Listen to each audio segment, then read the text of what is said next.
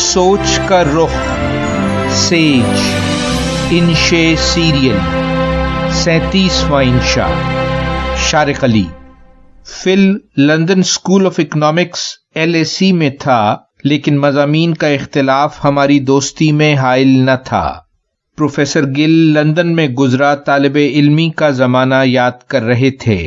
بولے، اکثر ساتھ گھومتے، ساؤتھ بینک میں پرانی کتابیں اور سستے کیفے ڈھونڈنے کا مقابلہ ہوتا، لندن برج، ٹریفالگر، پکیڈلی، سینٹ جیمزز پارک اور لندن کے گلی کوچے ہماری نہ ختم ہوتی بحث سے واقف تھے۔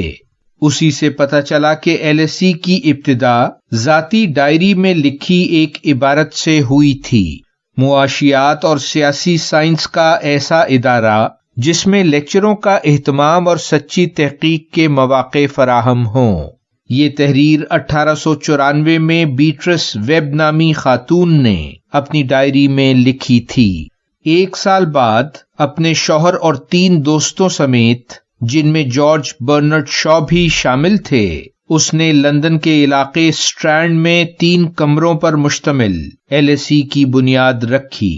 فل کی شخصیت پر استادوں کا اثر صاف جھلکتا تھا، اور دانشوروں کا اثر ہمارے نوجوانوں پر؟ میں نے پوچھا۔ بولے، صورت احوال تمہارے سامنے ہے۔ کاش ہم ایک صحت مند معاشرہ ہوتے جو اداروں اور بے لوث دانشوری کی اہمیت کو سمجھتا ہے۔ یہاں تو بکاؤ سیاسی تجزیہ نگار، مفاد پرست اور بدگو عالم دین اور کرپشن میں رنگے سیاستدان ٹی وی اسکرین پر دانشوری کا روپ دھارے ہوئے ہیں۔ سچے دانشور کی کوئی مثال؟ صوفی نے پوچھا۔ بولے، LSE کا پروفیسر کارل پاپر بہترین مثال ہے۔ دانشوری انسانی سوچ کی سمت تبدیل کر دینے کا نام ہے۔ پاپر نے سائنس کے حوالے سے سوچ کو نیا رخ دیا۔ وہ 1902 میں ویانا کے خوشحال گھرانے میں پیدا ہوا اور 1994 میں لندن میں وفات پائی۔ خوش قسمت تھا کہ بہترین تعلیم اور تربیت ملی، گھر میں شاندار کتب خانہ موجود تھا اور اچھی موسیقی سے لطف اندوزی روزمرہ میں شامل۔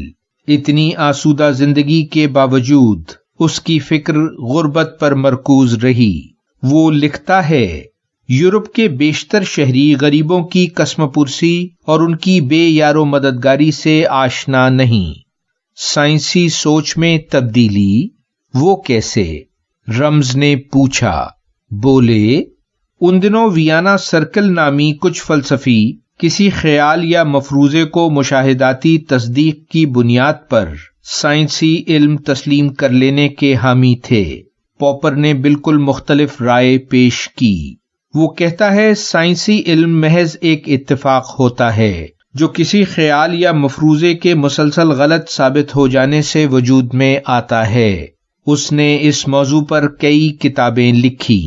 اس کی مشہور کتاب ہے سائنسی دریافت کی منطق۔ پاپر کے اس اصول کی قبولیت نے موجودہ سائنسی سوچ کے رخ کو تبدیل کر دیا۔ اور سیاسی فکر؟ میں نے پوچھا۔ بولے، اس نے مارکس اور فرائیڈ کے تصورات کو بھی چیلنج کیا۔ مثلا مارکس نے علم اور سماج کو تاریخی ارتقاء قرار دیا تھا جو مرحلہ وار حتمی مقام تک پہنچتا ہے۔ پاپر کہتا ہے کہ انسانی علم ہی تاریخی ارتقاء کی بنیاد ہے۔ نہ تو کوئی سماج مستقبل کے علم کی وضاحت کر سکتا ہے اور نہ ہی سائنسی علم انسانی تاریخ کے بارے میں کسی پیش گوئی کے قابل ہے۔ سماجی سائنس میں اس کی کتاب آزاد سماج اور اس کے دشمن تاریخی اہمیت کی حامل ہے۔ جاری ہے۔ ویلیو ورسٹی، شارق علی۔